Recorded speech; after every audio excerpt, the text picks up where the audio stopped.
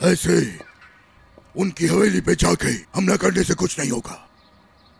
उन्हें वैसा ही जवाब मिलेगा जैसा उन लोगों ने काम किया है। क्या मतलब? क्या करेंगे हम? एलिफ और आजाद की शादी की दावत करके, वो भी होटल में। फिर देखते हैं कि कौन लगाता है आग आके वहां पे। बाबा, हम बच्चों की जानें बचाना चाहते हैं और आप बोल रहे हैं कि नहीं। क्यों? आप किसी भी बात पर रजामंद क्यों नहीं हो रहे? तुमसे पूछा किसने है बहू? मैंने दावत का कह दिया और एलिफ भी यही चाहती है। अच्छा चले बाबा, ठीक है, आइए हम सब खाना खा लेते हैं। सब कुछ वैसा ही करेंगे जैसा एलिफ चाहेगी, मान लिया मैंने, ठीक है। लेकिन उसने हमारे बच्चों पर हमला करवाया, उनकी जान खतरे में डाली। हाँ, उसका कोई जवाब है आपके पास? तुम्हारे अपने बेटे की ही शादी है जहान, उस पे खून बहता देखना है। हम अजीजा की तरह खून बहाने वाले नहीं है। जब हमने शादी को कबूल कर लिया है तो फिर हम इस शादी को धूमधाम से करेंगे। आजाद मेरा अकलौता पोता है, शादोलो का अकलौता वारिस। और अब मुझे आजाद के बेटे की सूरत में एक और शादोलो वारिस चाहिए। भाई आप भी तो कुछ बोलिए। रेयान भी उसी वक्त आग में मरने वाली थी। अजीजा ने ही वो आग लगाई, अब जाने क्या करेगी। हंदान, अगर ये बात कंफर्म है तो हमें पुलिस के पास जाना चाहिए। मैंने जो कहना था कह दिया। अब चाहे कयामत ही क्यों ना आ जाए, ये शादी की दावत हरगिज नहीं रुकेगी। कॉफी भिजवाओ मेरे कमरे में। आज रात कहा क्या इन्होंने? जहान,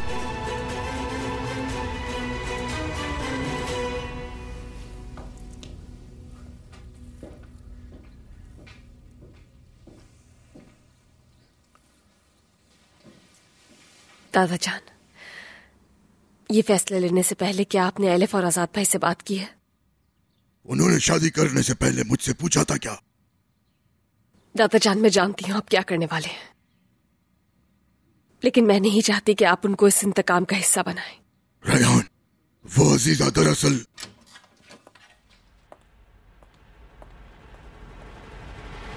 आप यहाँ पर क्या कर रही हैं? रेयान रुको। मैंने कल रात आपसे साफ लफ्जों में कहा था कि अपना सामान ले और यहाँ से चली जाए। रेयान, हनीफा जाओ यहाँ से।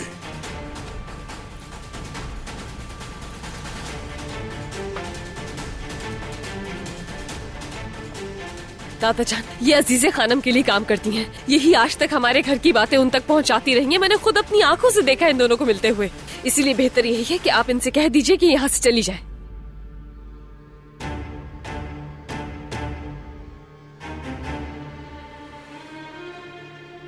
क्या आप पहले से जानते हैं? दादा जान, आपने इन्हें यहाँ रुकने क्यों दिया? गुल यहाँ पर है, बाबा यहाँ पर है, पूरा खानदान यहाँ पर है। क्या आपने एक दफा नहीं सोचा कि ये कितनी खतरनाक साबित हो सकती हैं? रेयान, हनीफा यहीं पे रहेगी। दादा जान, आखिर क्यों कह रहे हैं ये सब?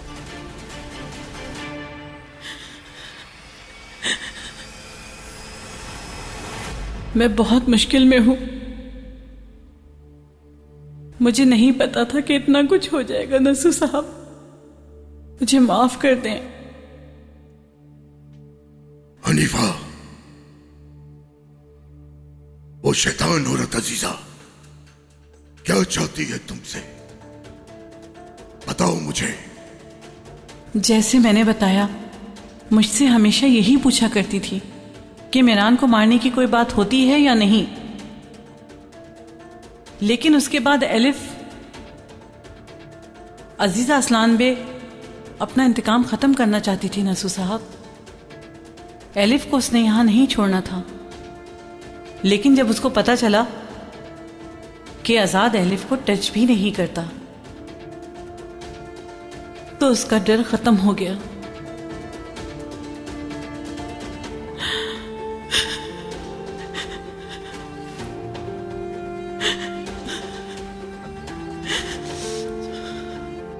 मैं अब यहां नहीं रह सकती, और वैसे भी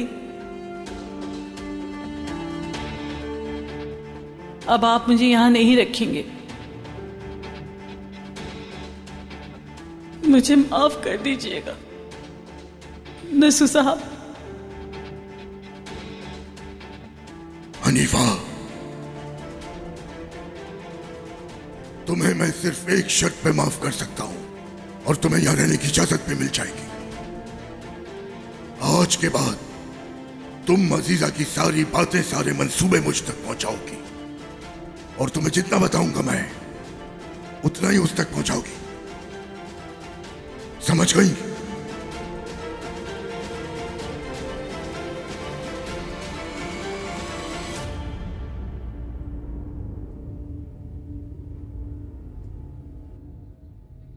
दादाजान, मैं आपसे कुछ पूछ रही हूँ, जवाब दें। रयान, हनीफा ने मुझे सब कुछ बता दिया। वो मजबूर थी, उसने वो सब कुछ अपनी मजबूरी की वजह से किया। हनीफा 40 साल से हमारे साथ है घर में। अगर उसे कुछ चाहिए था तो उसकी उस जरूरत का पता होना चाहिए था हमें। अगर हम उसे बेयार और मददगार छोड़ देंगे तो अजीजा उस बेचारी को मार देगी। आप ऐसा नहीं कर सकते हैं। जो औरत हमें एक दफा धोखा दे सकती है, क्या गारंटी है कि वो हमें दोबारा धोखा नहीं देगी?